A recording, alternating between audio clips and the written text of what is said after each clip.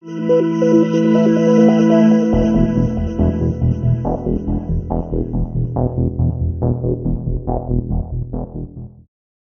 guys, so I'm really excited to be reviewing my favorite album of all time, Shadow Gallery, Tyranny. Let me tell you a bit about Shadow Gallery themselves. They're an American progressive metal band, and I first started listening to them out of some sort of perfunctory duty. You know, I'd heard that if you're an appreciator of progressive metal, you should probably listen to Shadow Gallery. And so I did. I listened to their first album, Shadow Gallery, which didn't really leave an impression on me. I didn't really like it all that much. I listened to their next one, Carved in Stone, which was a lot better. But still, it wasn't really memorable. It wasn't that good, but it's still pretty good. And then, out of nowhere, they made this album called Tyranny, and it just blew my mind. It is the best album I've ever heard, on par with Symphony X, The Divine Wings of Tragedy. And then after that, they made two more that I listened to anyway, Legacy and Room 5. And again, they were like the first two. They didn't really leave an impression on me at all. So, as far as I'm concerned, Shadow Gallery kind of just came out of nowhere, made this incredible album, and then just kind of faded away. As I said, at least as far as I'm concerned. Now, let's talk about the album itself, Shadow Gallery, Tyranny. This was made it was made on September the 22nd, 1998, so more or less 20 years ago to the day, give or take 3 days. 20 years and 3 days ago. So this is a concept album, and I love the story and I love the music. Let's just go through the tracks and see how the story unfolds, and then we'll have a summary at the end, and I'll give it a overall out of 5-star rating, shall we? So, I know all the track names off by heart, but I like to have something next to me here. So it starts with an instrumental, Stiletto in the Sand. So a stiletto, of course, is a knife, it's a weapon, and in the sand represents the opening part of the story. It represents the Middle East. Whether it's a fictional or non-fictional conflict, I'm not entirely sure, but that's what this instrumental represents. And now this instrumental has got some of the fastest and most awesome alternate picking I've ever heard. It's just ferocious. And this album starts off with a bang. And that'll take us into track number 2, which is War for Sale. Now this is when we're introduced to our main character. He's a man who is unnamed, and he's been working for the government creating weapons of mass destruction, and he's very highly educated. But it isn't until this song that he witnesses the damage of his weapons firsthand. Civilian deaths, women and children dying, and the guilt and the bloodstains on his hands, to quote the song. And he also notices how his employer and his governments, and indeed the governments of the world, benefit financially from waging war. And so this song, track number 2, is just about him finally coming to the realizing all of this, the corruption that's all taking place, and how he doesn't like it, not one bit. And yeah, that's a good song. Let's go on to the next one. So, out of nowhere, this carries on, and this is about how he confronts his employer, or his government, with his remorse, and and they don't have any part of this. They do not accept it at all. He's fired on the spot. His security clearance is stripped away, and he's pretty much discommunicated. Anyway, one of those ones where you're completely cut off and no one wants to know you. And this is a shock to him, because he says in the song he thought that they were his friends, his colleagues, and they just cut him out immediately at the moment he started to show a bit of conscience, or I suppose more importantly, the moment he started to ask questions. And so that's it. He's fired. He's out. Mystery. This is probably my favorite track off the entire album. It starts out with some absolutely gorgeous synth, like doody-doos kind of things, and that's recurring throughout the track. It's a really pretty song. It's a really energetic song as well. Love it. And this is him now unemployed, and he's got nothing to do with his days other than to fill it with sitting at the computer and looking further into all this corruption and, war for sale, governments profiting from war, the extent of the corruption. And in this song, he meets someone online who's also kind of doing the same thing, has a past working in the government, and also left for similar reasons. And so he finds this this kindred person who he can talk with. And this is the man's, the main character's only real human interaction for a very long time now. And yeah, this song is just about him being amazed by how he managed to find this person and how they're getting along and discussing and arguing over points, and how it can all be done just through the screens using the internet. That's what this song's about. Hope for us. So he's been doing this for a while now, just in the dark on his computer, and he's feeling a little disheartened about the world, and fair enough. And in this song, he kind of just leaves his house for a bit to just get some fresh air, and he walks down in the street and just watches the people pass by, as it says in the song. And he's just got a bleak outlook on the world now that he's seen what he imagines is the truth about the full scope of this corruption and the nastiness of the world that he lives in. And he just questions, is there hope for us as a species? Now this leads us on to victims. So he's walking along, and this is the first time we get any sort of mention of a location. It's summertime in New York City. So that's where he lives, and he's still walking around, trying to get a break from his computer. And he takes a walk down an alleyway, and he witnesses someone getting mugged. And so, by this point, as you know, he's absolutely fed up by the nastiness of the world, and so he thinks, no, I'm going to step in and I'm going to intervene. But unfortunately, all what happens is that he gets knocked unconscious as well. And then he wakes up in some sort of humanitarian, makeshift volunteer hospital kind of facility, where volunteers are looking after the homeless and the less fortunate. So he's really hitting a low now. But I think, and this is my inference now, he sees these people, these volunteers, and these people who don't really have anything, all coming together to help each other. And I think that kind of, that's got to lift his spirits in some way, right? But this is my inference. Let's have a look. Broken. This is the next track. And this is just a short piece. And so he's made his way back home now. He's left the humanitarian makeshift hospital. And he's back at his computer screen. And he's just playing things over in his mind, thinking about what he could have been if he had known all these things earlier on.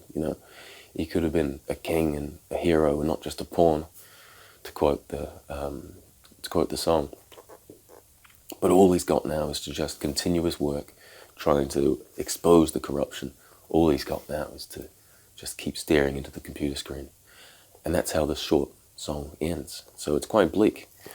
Next one, I Believe. Now there's a lot of religious symbolism in this, a lot of talk of Jesus and saviors and stuff. So we're guessing that the main character is religious. Anyway, yeah, as we know, he's feeling quite down about everything. But he recalls his father's dying words, in which he was giving his son, the main character, advice on just how to live his life, that the strength of their family runs in their blood and all sorts like that. And so he's starting to get a bit more empowerment from within, and I think that's a good thing. He needs it. And I believe, oh right, yes, and the father who I just spoke about, who offers his dying words to the main character. This is played by James LeBrie, and some of you might know him as being the the singer of Dream Theater. So yes, he plays the father, and he sings maybe 20 seconds, just a couple of lines. Speaking of which, I wish that I could sing that well on my deathbed.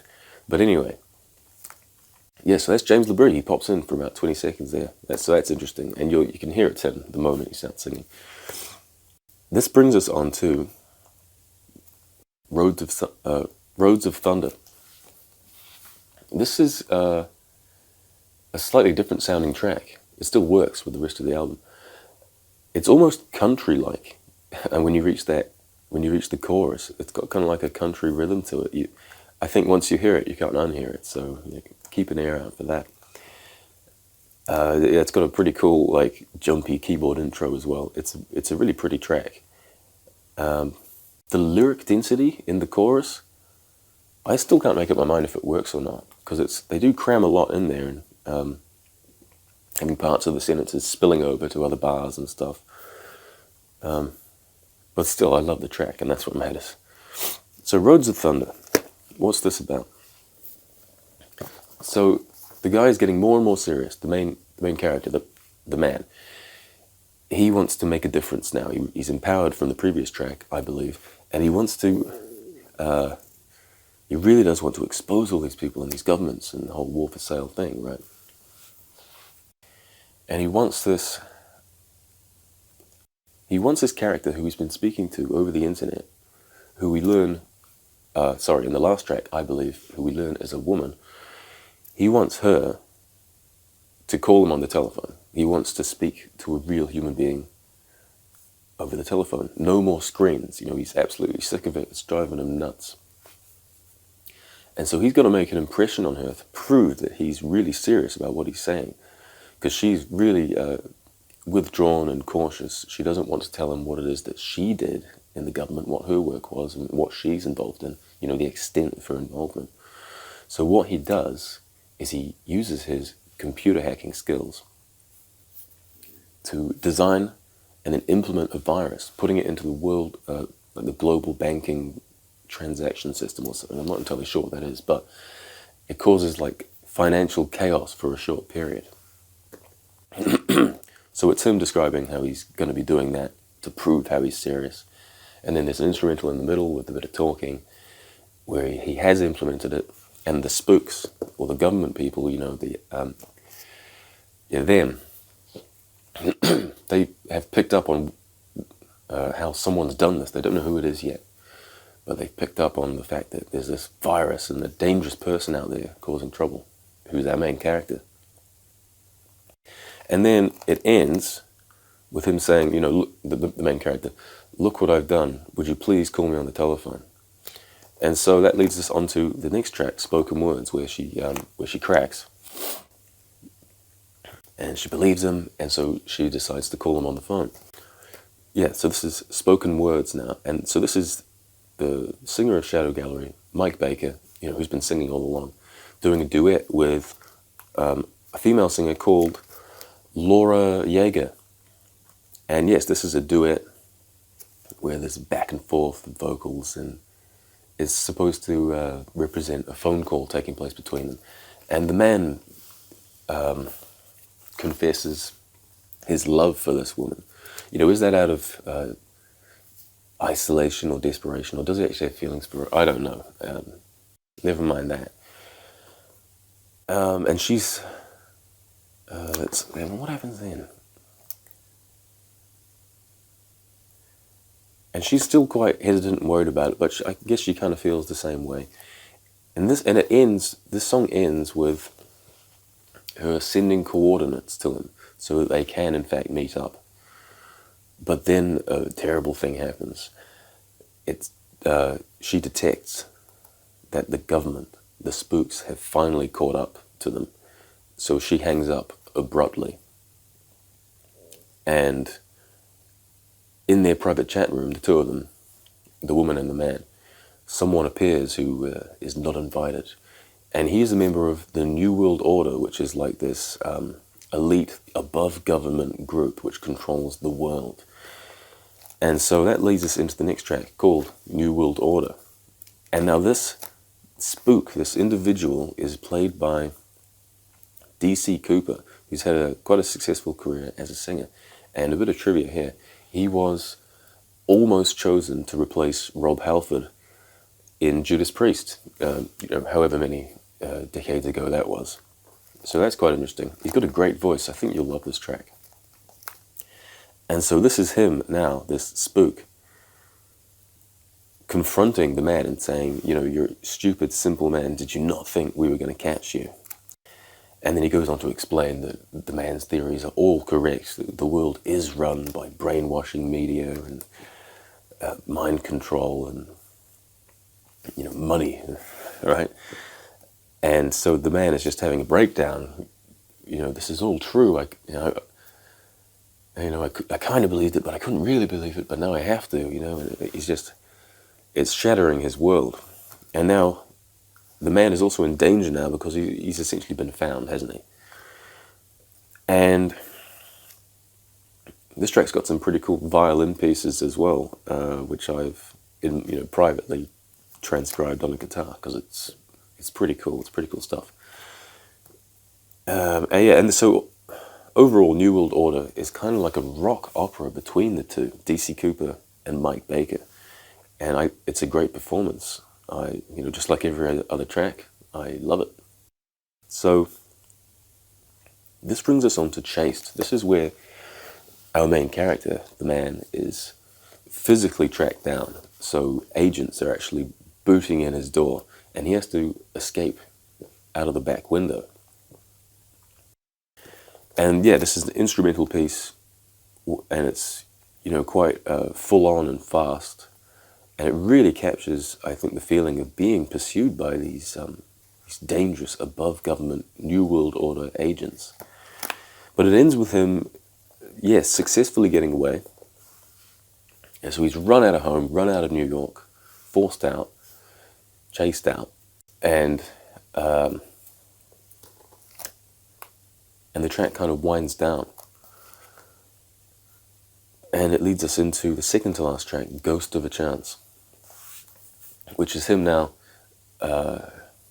midnight, the darkness of the night, wandering through North Dakota, just trying to flee.